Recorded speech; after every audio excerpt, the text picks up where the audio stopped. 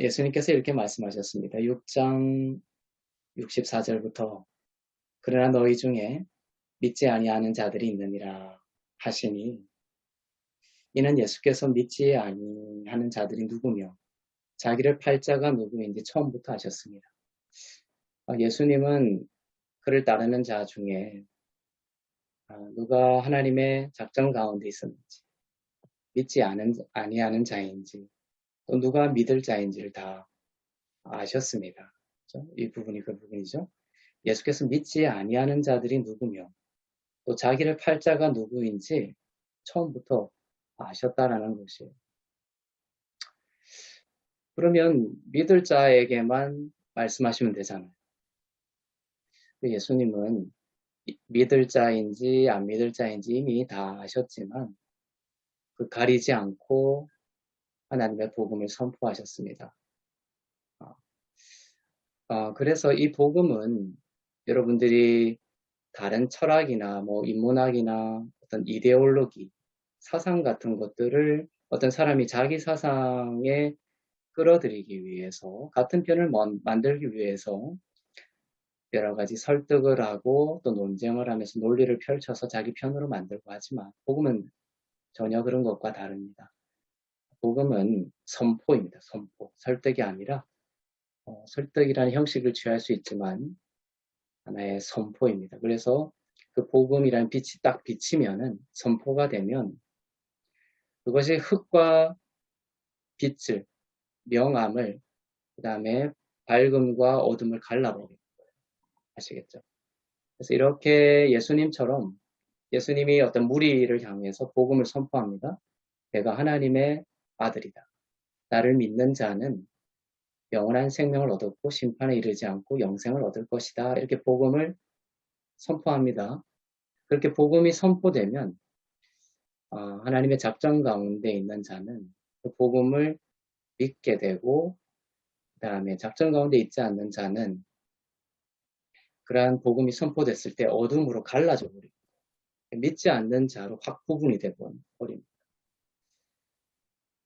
그런 자에게 우리가 아무리 인간적인 노력을 기울이고 물질을 쓰고 시간을 아무리 써도 인간적인 노력으로 한 영혼을 주께로 돌이킬 수는 없다라는 것이에요.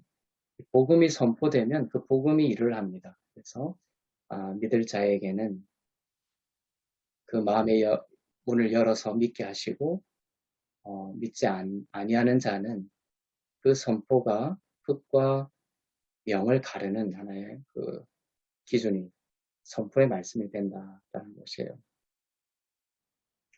이것이 우리가 가족이나 또 뭐 우리 주위에 있는 여러 사람들에게 전도할 때에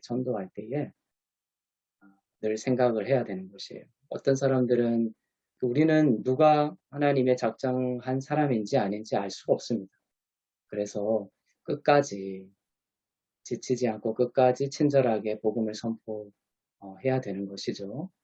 그런데 낙심하지 말아야 될 것은 우리의 힘으로, 우리의 능력으로, 우리의 어떤 의도대로 어떤 그 사람이 전도 대상자가 예수님을 믿게 되는 것은 아니다. 우리의 힘으로 되는 것은 아니다라는 것을 반드시 기억을 하시고 그 한 사람이 예수를 믿지 않고 결국은 떠나가게 되더라도 낙심하지 마시고 또 어떤 사람은 시간이 오래 걸리더라도 또 그것대로 여러분들이 낙심하지 말고 반드시 하나님이 믿는 자로 정하신 자는 죽기 전에라도 주의 이름을 부르고 영원한 생명을 얻게 하나님께서 하시는 부분이기 때문에 그러한 죽게 안식하는 마음으로 복음을 전하고 하는 그러한 여러분들이 되셨으면 좋겠습니다. 65절에 보면 주님께서 이렇게 말씀하세요. 그러므로 전에 너희에게 이르기를 내 아버지께서 오게 하여 주지 아니하시면 누구든지 내게 올 수 없다 하였노라 하시니라 이렇게 되죠. 자, 예수님께로 다가와서 예수님을 믿게 되는 것은 사람의 힘으로 되는 것이 아니라 오늘 본문 말씀 뭐라고 말씀하고 있습니까? 내 하나님 아버지께서 오게 하여 주지 아니하면 누구도 내게 올 수 없다라는 거예요. 그래서 여러분들이 예수님께로 오게 된 것은, 예수님을 믿게 된 것은 하나님이 그렇게 하여 주시지 아니하면 여러분의 힘으로 절대 할 수 없다는 것이죠. 또 여러분에게 복음을 전했던 그 사람의 능력으로 된 것도 아니고 그 사람 통로가 되었을 뿐이지, 하나님께서 여러분들을 예수님께로 이끄심으로 인하여, 작정이 먼저겠죠. 복음을 듣게 하시고 이끄셨기 때문에 예수님을 믿게 된 것이다. 우리의 공로가 하나도 없습니다. 우리도 주님을 나의 구주로 고백하며 받은 구원에 감사할 때에 이런 마음을 가져야 돼요. 우리의 공로로 된 것이 아니다. 전적으로 하나님께서 하나님의 지혜대로 나를 택하시고 또 그리스도께로 와서 주님께로 마음을 열 수 있도록 하나님께서 그렇게 이끄셨기 때문에 내가 믿게 되었구나. 나의 공로가 없구나. 이런 마음으로 이 복음을 정말 은혜로 받을 수 있기를 바라고 그랬으면 좋겠어요. 믿을 때도 그렇게 했잖아요. 하나님께서 인도하셨잖아요. 그 말은 뭐냐면 믿고 난 이후에 주님을 다시 만날 때까지 여러분의 모든 삶도 누가 인도하여 주신다는 거예요. 아버지께서 여러분의 삶을 인도하시고 이끄신다는 거예요. 성령을 통하여서. 그러니까 염려하지 마시고 걱정하지 마시고 늘 주님께서 생명의 길로 인도하심을 확신하고 믿으시기를 바랍니다. 그런데 이것이 66절에 보면 66절이 아주 중요한 부분이에요. 일부러 그랬는지는 모르겠지만 6장 66절이죠. 옛날부터 이게 제 마음에 좀 많이 남았어요. 666이에요. 뭐 우연히 그렇게 좀 된 것 같기도 한데 원래는 이 절이 없거든요. 성경은 절이 원문에는 1절, 2절이 표기가 없습니다. 후대의 학자들이 이 절을 나눈 겁니다. 나눈 거예요. 그것도 하나님의 어떤 섭리 가운데 나눴다고 말할 수도 있겠지만 원래 원문에는 없었습니다. 이때 이제 6장 66절이 되었는데 이 6장 66절이 어떤 구절이 있냐면 이때부터 많은 사람들이 심지어 제자들까지 주님을 떠나게 돼버렸어요. 왜 떠나게 되었는지를 이 66절이 분기점을 만듭니다. 66절에 이렇게 되어 있죠. 그때부터 그의 제자들 중에서 많은 사람이 예수님을 떠났다. 그리고 다시는 그와 함께 예수님과 함께 다니지 않았다. 저도 이제 복음을 전하고 또 이렇게 목회를 하다 보면 예수님을 떠나는 사람들이 있어요. 근데 이제 참 인간적으로 마음이 아프죠. 근데 66절을 보면 제자들 중에서 참 제자는 아니었겠죠. 제자들 중에서 많은 사람이 예수님을 떠나고 다시는 예수님과 함께 있지 않는 일들이 벌어지기 시작한 것이죠. 예수님조차도. 이것은 복음은 아주 영적인 겁니다. 어떤 인간적인 친분으로 갈 수 있는 부분이 아니고 인간적으로 친분이 있다고 해서 또 함께 할 수 있는 것도 아니에요. 예수님도 함께 할 수 없었던 사람도 있었어요. 이것은 아주 영적인 부분이고 하나님께서 인도하신 그리스도 안에서 택정하시고 마음을 열어서 인도한 무리들이 모여서 영적으로 정말 하나님의 신비 가운데 모인 공동체가 바로 이 주님의 몸된 교회 공동체다라는 것입니다. 그래서 여기서 빨간 부분이 제 마음에 확 들어와요. 함께다. 이것이 가장 비참한 거죠. 주님과 함께 다니지 아니한 것이 그들에게는 가장 비극적인 거라고 볼 수가 있죠. 근데 왜 이렇게 사람들이 떠나게 됐느냐? 그것은 65절 때문이겠죠? 주님이 65절 말씀을 했더니 66절에 사람들이 떠나기 시작합니다. 사람들은 어떤 말을 듣기 좋아하냐면 너가 열심히 노력하면 주님의 제자 될 수 있다. 너가 종교생활 열심히 하고 율법 잘 지키면 높은 제자가 될 수 있고 하나님의 큰 제자가 될 수 있고 또 생명을 많이 얻을 수 있다. 이런 인본주의적인 메시지를 사람들은 좋아해요. 그 육체가 좋아하는 거죠. 죄의 본성을 가진 그 육체는 어떻게든 복음에 기여하고 싶고 하나님에게 기여하고 싶고 나의 공로를 나타내고자 하는 것이에요. 그래서 공생애 때 심지어 요한이나 야고보 예수님의 제자들조차도 그 부모들이 와서 그때가 되면 나의 아들을 우편에 좌편에 앉혀달라고 자꾸만 어떤 나의 공로를 내세우려고 하는 그런 마음들이 있었던 것이죠. 하지만 65절의 핵심은 뭐냐면 아버지께서 오게 하여 주지 아니하면 결코 나에게 올 수 없다는 거죠. 너희들의 능력으로 올 수 없다는 것이다. 복음은 오직 은혜로 오직 믿음으로 받는 영생이 바로 복음이다라는 것을 알려주는 65절의 핵심은 오직 은혜라는 거예요. 오직 은혜가 선포되니까 66절에서 사람들이 떠나기 시작합니다. 오직 은혜의 복음이 오직 은혜다. 이것은 사람의 행위로 된 것이 아니라 오직 십자가의 보혈로 된 것이다. 그래서 우리의 인간적인 삶의 모습들은 엉망진창이고 세상 사람들이 손가락질하는 그런 모습이 매일 폭로될지라도 예수님의 십자가 때문에 영생을 얻는 거예요. 하나님의 자녀가 되는 거예요. 이것이 세상 사람들에게 이해가 안 될지 모르지만 65절의 핵심은 그거예요. 아버지의 지혜에 달려 아버지께서 오게 한 자는 영생을 얻고 복음을 믿고 하나님의 자녀가 되는 것이다. 너희 어땀 때문이 아니라는 것을 선포한 것. 그러니까 바리새인들이나 율법 잘 지키고 나의 삶의 어떠한 아주 그 높은 수준의 율법 지킴을 마음 깊은 곳에 숨겨두고 이것을 은근히 자랑하고 나는 정말 대단한 사람이야 라고 생각했던 사람들이 떠나기 시작. 은혜가 선포되니까 인본주의 위에 자기의 신앙을 구축했던 사람들이 떠나기 시작한 거예요. 아시겠죠? 네. 그럼 남은 사람들은 어떤 사람들이겠어요? 자기 의에 대해서 파산한 사람들만 남은 거죠. 맹인들이나 전원자들이나 사회적으로 소외된 자, 율법을 알지 못하는 자들, 이러한 사람들이 이제 예수님 곁에 남아서 정말 율법을 통해서가 아니라 오직 저 예수님만 믿으면 내가 구원받을 수 있다라고 저분이 하신 그 놀랍고 좋은 복음의 소식을 듣고 주님 곁에 있게 된 것이죠. 그래서 많은 사람들이 예수님을 떠나게 되는 이유는 뭘까? 이렇게 생각해 볼 수가 있겠죠. 그것은 뭐냐면 자기 의가 높아집니다. 돈이 많아지거나 사회적으로 출세하거나 하면 이제 하나님 필요 없죠. 그것이 나의 힘이 돼서 예수님 없이도 내가 잘 살 것 같거든요.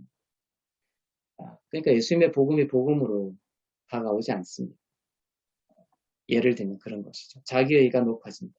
아버지께서 오게 하여 주시지 아니하면 생명뿐만 아니라 나에게 주신 재물이라든지 내가 그리스도를 닮아가게 된 성품이라든지 또 나에게 주신 여러 가지 축복들이 아버지께서 준 것이라는 그런 놀라운 확장된 세계관을 65절이 전하고 있죠. 그런데 나의 의가 높아지면 이것은 내가 한 거야. 이것은 내가 노력한 것이야. 또 신앙도 마찬가지죠. 신앙생활도 내가 구축한 이 부분은 내가 구축한 믿음이고 내가 구축한 축복이고 이러한 자기의가 중심이 되면 어떻게 되는 거예요? 하나님 예수님이 떠나기 시작합니다. 사람들이 떠나기 시작합니다. 자기의 중심이라는 것은 꼭 교만해서 떠나는 것만이 아닙니다.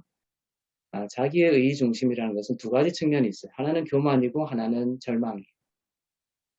그러니까 우리가 쉽게 생각하는 것은 자기의라고 하면 그게 높아져서 내가 교만하고 그냥 하나님 없이도 살 수 있다라고 주님을 멀리 떠나는 것만이 주님을 떠나는 걸 자기의 중심적 예수님을 떠나는 것이 아니라 낭망하고 절망하고 우울 가운데 빠지는 것도 사실은 그 중심에 뭐가 있냐 내가 중심이 되는 거죠. 내가 기준이 되면은 이것이 이제 파도를 타는 높아지든지 낮아지든지.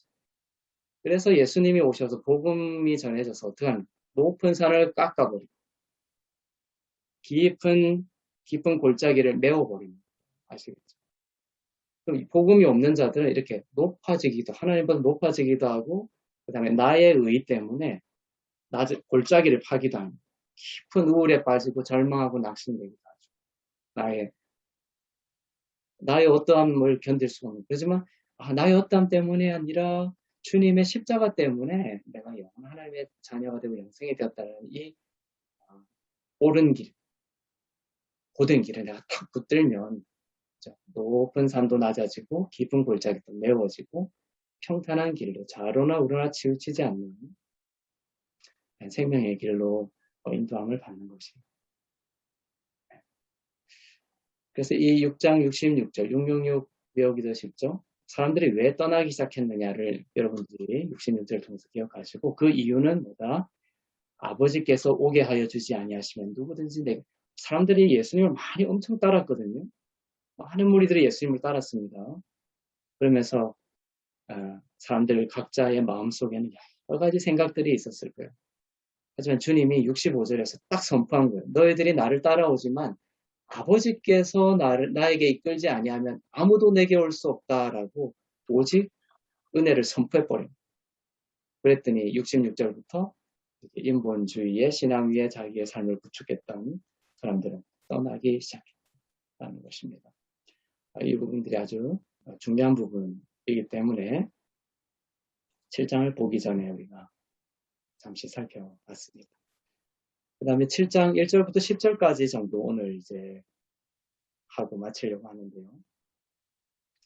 자, 그 7장 1절부터 보면은 그 후에 이러한 사람들이, 많은 사람들이 예수님을 떠나갔죠. 6장은 처음에는 이제 오병이어의 기적이 있고, 그 다음에 예수님이 바다 위를 거니시는 그러한 장면들, 사건이 있고, 그 다음에 방금 살펴본 것과 같이 예수님께서 오직 은혜의 말씀을 선포하심으로 인본주의로 주님을 따르던 자들이 주님을 떠나거나 아니면 주님을 향하여 악한 마음을, 주님을 죽이고자 하는 그런 마음을 품게 되었던 것이죠.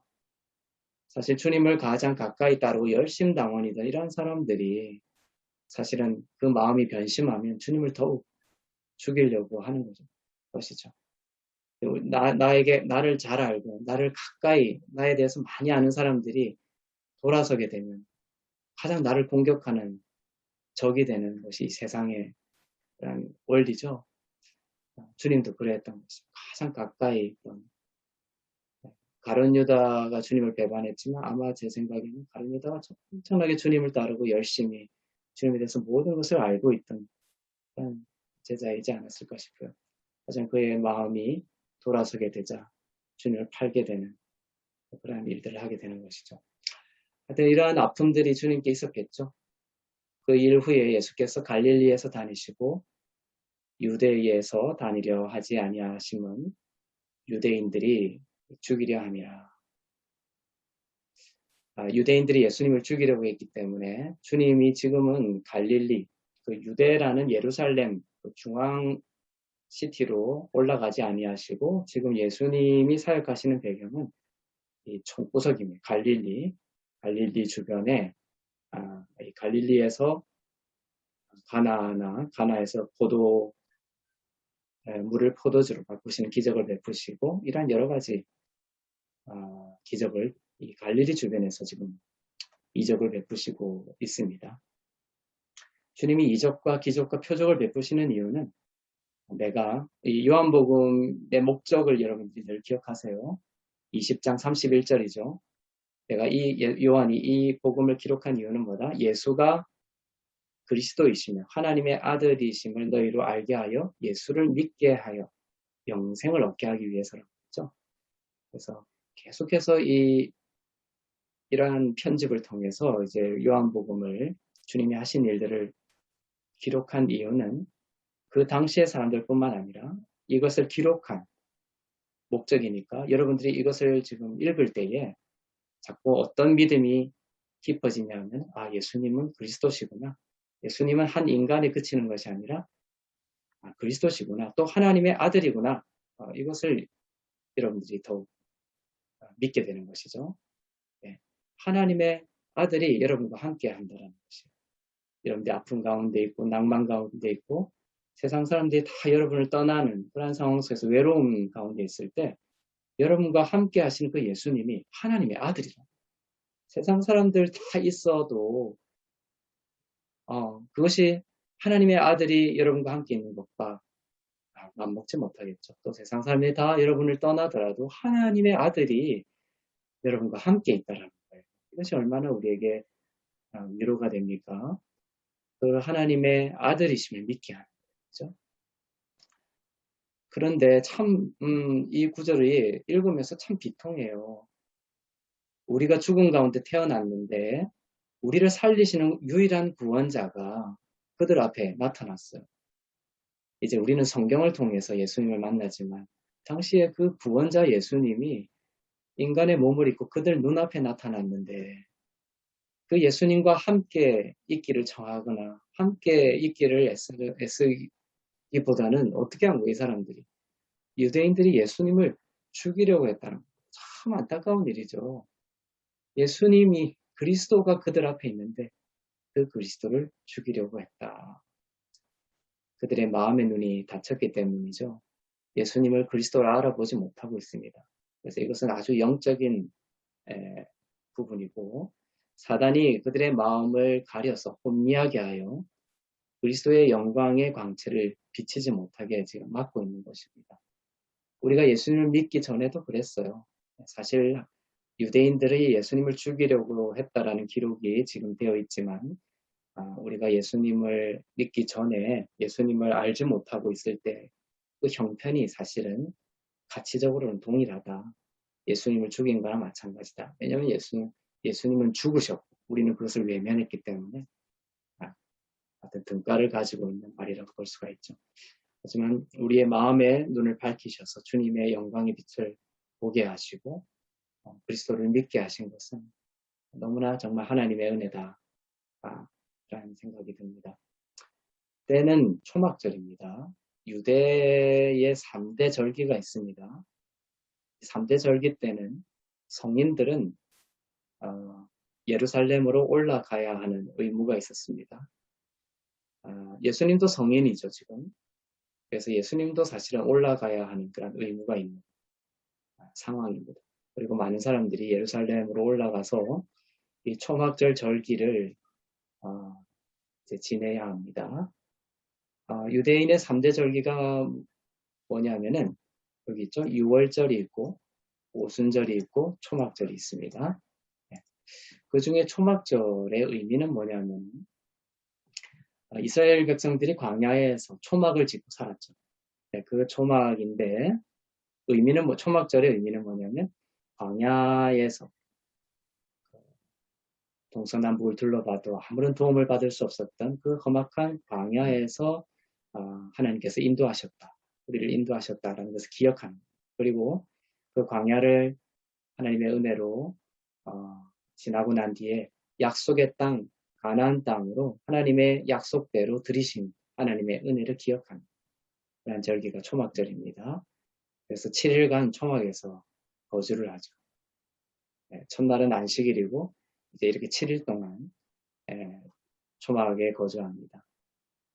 초막절에 예루살렘에서 행하는 중요한 풍습이 2개가 있습니다. 하나는 물을 붓는 것과 하나는 불을 켜는 거예요.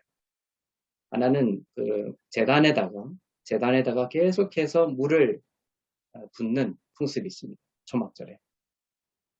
그것은 광야에서 그 반석에서 물이 나오게 하셔서 이스라엘 백성들이 광야에서도 목마르지 않고 물을 마시게 하신 그것을 기념하는 거예요. 재단에다가 계속 물을 붓는 끝날 때까지 물을 부었습니다. 그 물을 어디에서 길러왔다고 했죠? 실로암에서 물을 길어와가지고 그 재단에 계속 물을 부었습니다. 그리고 그 물을 붓는 풍습 때문에 이제 이 초막절 배경 하에서 주님이 조금 이따 7장 뒤에 가면 그 물을 붓는 풍습 때문에 그렇게 말씀하시는 거예요. 나를 믿는 자는 그 배에서 생수가 터져 나올 것이다. 그죠? 그 초막의 재단에 붓는 그 물이 진짜 물이 아니라 이제 나를 믿는 자는 그 배에서 생수가 터져 나온다. 그것이 바로 성령이다. 이렇게 말씀하십니다. 주님이 죽으시고 부활하신 이후에 오실 성령에 대한 약속을 하고 계신 것이죠. 그리고 그 초막절이 되면은 모든 이스라엘 어느 곳에서도 볼 수 있게끔 그 성전에 큰 등잔대, 어마어마한 그 등잔대를 해가지고 불을 켭니다. 그래가지고 불을 꺼지지 않도록 이렇게 불을 밝히는 풍습이 있습니다. 네. 그래서 이 풍습 때문에 주님이 또 이 8장으로 넘어가면 나는 세상에 뭐라고 하시죠? 빛이다. 이렇게 하죠. 세상의 빛이다. 광야를 지날 때 이스라엘 백성들을 하나님께서 밤에는 불기둥으로 인도하셨죠. 그 불로 인도하신 것을 기념하는 거예요. 불을 밝힘으로써. 그런데 예수님이 나는 내가 세상의 빛이다 함으로 인하여 제단에 밝히고 있는 그 빛이 참 빛이 아니라 내가 너희의 모든 죄를 사하는 참 빛임을 선포하시는 거예요. 그 초막절이라는 이 구절이 나오는데 그 두 가지 그 풍습을 기억하시고 그 풍습의 진이 예수님이 진짜로 참된 그 생수를 주시는 분이시고 또한 세상의 빛이다라는 것을 주님이 이 초막절 배경하에서 말씀을 하십니다. 그래서 기억하셨으면 좋겠어요. 그래서 초막절 이 유대 3대 절기 때는 항상 예루살렘으로 올라가야 됩니다. 그래서 이 10절에 보면 이제 8절부터 보면 사람들이 이제 예수님에게 예루살렘으로 안 올라가느냐 이렇게 묻는 거예요. 예수님이 나는 이 명절에 올라가지 않겠다 이렇게 말씀을 하시죠. 그런데 10절에 보면 사람들에게는 올라가지 않겠다 하셔놓고 10절에 보면 은밀히 또 올라가십니다.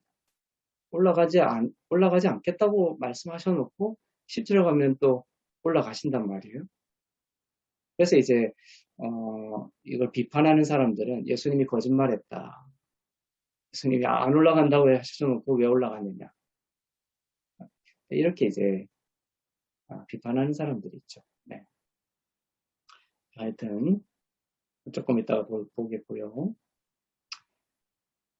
이렇게 이제 초막절이 가까워 왔는데 3절부터는 예수님의 형제들, 예수님들이 형제들이 있었습니다. 혼자만 요셉과 마리아에서 예수님만 태어난 것이 아니라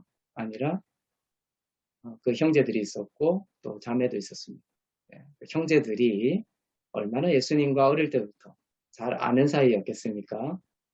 여러분들도 형제가 다 이제 있으신 분들이 많지만 여러분의 형제 중에 한 사람이 어느 날 30년 동안 조용히 지내다가 어느 날 내가 하나님의 아들이다 이렇게 나서는 거예요.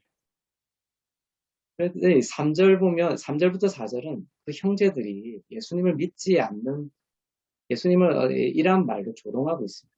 너가 무슨 하나님의 아들이냐 이것을 이러한 말로 이제 조롱하는 구절입니다. 3절에 보면 형제들이 예수께 이렇게 말합니다. 자기 형에게 이렇게 말하죠.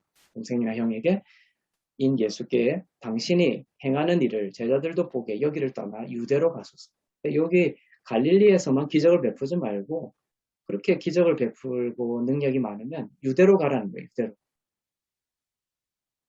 이렇게 막 너가 이렇게 예수인 너가 이러한 이적을 나타내면서 세상 사람들에게 자기를 막 나타내려고 하는데 이렇게 시골에 묻혀가지고 자기를 드러내려고 하는 사람이 있겠느냐.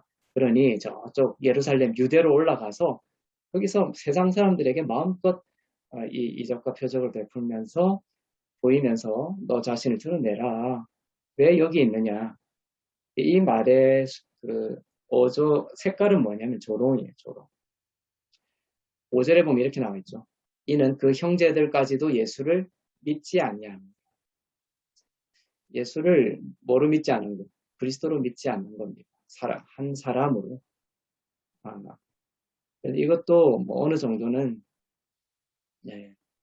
이해가 될 수 있는 부분도 있죠. 30년 동안 같이 살았던 자기 형제가 어느 날 하나님의 아들이라고 하면서 선언을 하고 했을 때 형제들이 어떻게 생각할 것이냐.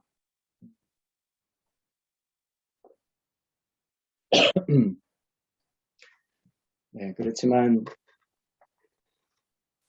주님이 하시는 일과 그런 말씀들을 보았을 때 그 형제들은 예수를 그리스도로 믿는 것이 하나님의 뜻이었다고.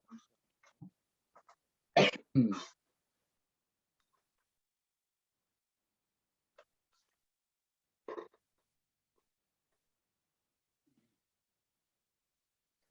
네, 그 다음에 이제 6절을 보겠습니다. 누가 6절부터 10절까지 누가 한번 읽어주시면 좋겠어요.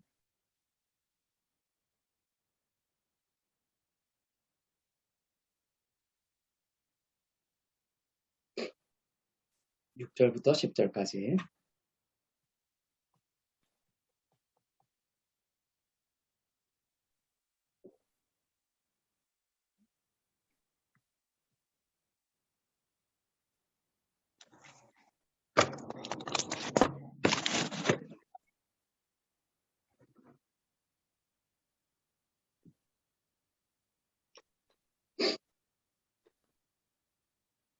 제가 읽을게요. 6절부터 10절까지. 네, 예수께서 이르시되 내 때는 아직 이르지 아니하였거니와 너희 때는 늘 준비되어 있느니라. 세상이 너희를 미워하지 아니하되 나를 미워하나니 이는 내가 세상의 일들을 악하다고 증언함이라. 너희는 명절에 올라가라. 내 때가 아직 차지 못하였으니 나는 이 명절에 아직 올라가지 아니하노라. 이 말씀을 하시고 갈릴리에 머물러 계시니라. 그 형제들이 명절에 올라간 후에 자기도 올라가시되 나타내지 않고 은밀히 가시니라. 네. 자, 이제 어, 때에 대한 말씀을 하십니다. 여기 때는 헬라어로는 호라라는 헬라어입니다. 헬라어로 이제 호라라는 때는 특별히 예수님이 십자가를 지시는 때를 말을 합니다. 그래서 예수님은 때에 대해서 말씀하시면서 결부에서 영광에 대해서도 말씀을 하시죠.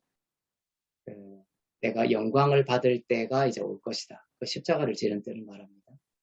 그리고 십자가를 지기 전에 예수님께서 내 때에 대해서 자꾸만 말씀하시는데 그거는 어떤 때를 말하냐면 십자가를 지는 때를 말하는 거예요. 그래서 예수님도 십자가를 질 때까지 사역을 하시면서 기다림의 시간이 필요했습니다. 그래서 예수님이 내 때가 아직 이르지 아니하였다. 한 3년 정도의 공생애가 지나고 나서야 십자가를 지는 그때가 오게 되는 것이었죠. 그때까지 주님은 그의 어떤 이적과 표적과 말씀을 통하여 예수님 자신이 그리스도이심을 세상 가운데 선포하는 그러한 공생의 사역을 또 하셨고 또한 더불어서 그 3년이라는 공생애가 왜 필요했을까 여러 가지 측면이 있겠지만 제가 볼 때는 제자를 주님께서 제자들을 양육하신 제자들과 함께 다니시면서 그 제자들을 세우신 시간이다 이렇게 생각을 합니다. 그 시간이 아주 중요한 시간이었다. 세상에 너무나 아주 많은 사람들이 예수님을 믿고 있지만 예수님이 이 땅에 오셔서 죽으실 때까지 공을 들이셨던 부분은 12명의 그 제자를 양육하는 것이었다는 것이에요. 그래서 하나님이 이 복음을 통해서 세상을 변화시키고 땅 끝까지 복음을 전하는 하나님의 나라를 확장시키는 방식은 여러분들 이제 복음서를 통해서 계속 또 서신서를 통하여 눈여겨봐야 될 부분은 이 제자를 양육하는 것이 얼마나 중요한 부분인가라는 것을 여러분들이 생각을 하셔야 됩니다. 제자들인 것이죠. 그래서 하나의 공동체를 뜻합니다. 그래서 이 교회 공동체가 예수님의 제자들로 자라나는 것을 통하여 이들을 통하여 하나님께서 일을 하신다. 그래서 예수님이 이 땅에 오셔가지고 제자들을 만들지 아니하시고 그냥 그 갈릴리를 다니시고 유대를 다니시면서 많은 이적을 베푸시고 표적을 베푸시고 말씀을 선포하시고 그냥 가셨다. 그렇게 하셔도 되잖아요. 그죠? 하셔도 되지만 하나님이 앞으로 하나님의 나라의 일의 방식은 어떻게 할 것이냐를 가르쳐 주신 그건 뭐냐? 제자를 양육하시는 하는 방식. 제자가 또 죽고 나면 그 제자가 또 다른 제자를 만들고 이러한 제자를 생산하고 잉태하는 것. 이것이 하나님 나라의 일의 방식임을 보여주고 있는 것입니다. 그래서 그 십자가의 때가 아직 이르지 아니하였다 이렇게 말씀을 하고 있습니다. 그리고 너희 때는 늘 준비되어 있다. 이 두 가지가 대비되고 있죠. 예수님이 나의 때는 아직 이르지 않았고 너희 때는 늘 준비되어 있다고 하죠. 그죠? 너희 때는 뭐냐? 고린도후서 6장 2절에 보면 보라 지금은 은혜 받을 만한 때요. 보라 지금은 구원의 날이로다. 지금입니다. 지금. 우리의 때는 항상 준비되어 있는 거예요. 예수님이 십자가 될 때는 이제 다가올 공생의 3년이 지난 뒤에 오게 되겠지만 우리의 때는 늘 준비되어 있는 거예요. 그 말은 뭐냐면 우리는 지금도 예수님의 이름을 부르면 구원을 받는다는 것이죠. 누구든지 어떠한 사람이든지 어떠한 참혹한 삶을 살았던 사람이든지 늘 우리의 그 사람의 때는 준비되어 있다. 뭐냐? 지금 예수님을 나의 구주로 그리스도로 고백하고 믿으면 그 사람은 심판에 이르지 않고 영원한 생명을 얻고 하나님의 자녀가 된다는 것이에요. 그래서 지금은 은혜 받을 만한 때요. 보라 지금은 구원의 날이로다. 누구든지 주의 이름을 부르는 자는 구원을 받으리라 이렇게 말씀하시는 것과 같은 맥락에 있는 말씀입니다. 그리고 우리의 사람의 때는 늘 이렇게 준비되어 있는 은혜의 때죠. 이 은혜의 때는 늘 항상 있는 것이 아니죠. 주님의 재림하기까지가 은혜의 때입니다. 율법을 다 지켜서 긴 시간이 필요한 것이 아니라 예수님을 나의 구주로 믿기만 하면 그 사람에게는 그 시간, 순간이 그 사람의 때가 되는 것입니다. 구원의 때가 되는 것입니다. 네, 세상이 너희를 미워하지 아니하되 나를 미워하나니 이는 내가 세상의 일들을 악하다고 증언함이라. 자, 우리도 예수님을 믿고 세상 가운데 들어가면 세상이 우리를 환대할 거라는 생각은 버리셔야 됩니다. 세상이 너희를 미워하지 아니하 나를 이 말은 뭐냐면은 세상이 우리를 경계하고 그리스도를 믿는 자들을 박해하는 이유는 사실은 우리가 잘못했다라는 측면보다는 영적인 부분이에요. 나를 미워한다. 예수님을 미워하기 때문에 복음이 싫기 때문에 그런 거예요. 하나님의 복음이라는 그 영적인 권세, 어둠의 권세와 그다음에 하나님 나라의 그 영적인 복음과의 충돌이 있는 것이에요. 그래서 그 세상 권세가 복음을 싫어하고 예수님을 미워하고 하나님의 자녀를 미워하기 때문에 그 사람들의 마음 가운데 어떤 그 어둠의 권세의 일들이 있기 때문에 하나님의 사람들은 세상 가운데 어떤 미움을 받는, 박해를 받는 그러한 일들이 일어날 수 있다는 것이에요. 여러분들이 크리스찬으로서 세상에 나가서 먹지 못하는 사람들을 먹이고 가난한 사람들을 도와주고 병든 자들을 이렇게 고치고 그러면 되게 좋아합니다. 그것까지는 되게 좋아해요. 그렇지만 예수님을 전하는 순간 여러분들은 그 사람들이 여러분들을 미워할 수 있다는 것을 각오해야 됩니다. 그거는 여러분들이 어떤 잘못 때문이 아니라 7절 말씀처럼 나를 미워했기 때문에 예수님을 세상은 미워하기 때문에 그런 일들이 벌어지는 것입니다. 여러분들이 그럴 때마다 자책하거나 어려워하거나 주눅들 것이 아니라 그러한 것들 내가 정말 그런 것이죠. 너희가 세상의 박해를 받으나 기뻐하라고 하죠. 그러니까 그 말은 바로 여러분들이 잘하고 있다라는 잘하고 있다. 아무 밖에도 없고 세상 사람이 다 여러분들 칭송하고 예수를 얘기하는데도 모든 사람들이 여러분들 좋아하고 하는 거는 여러분들이 한 사람들이 다 좋아하는 여러분들이 예수를 증거하고 예수를 증언하는 일에서 멀어졌기 때문에 것이죠.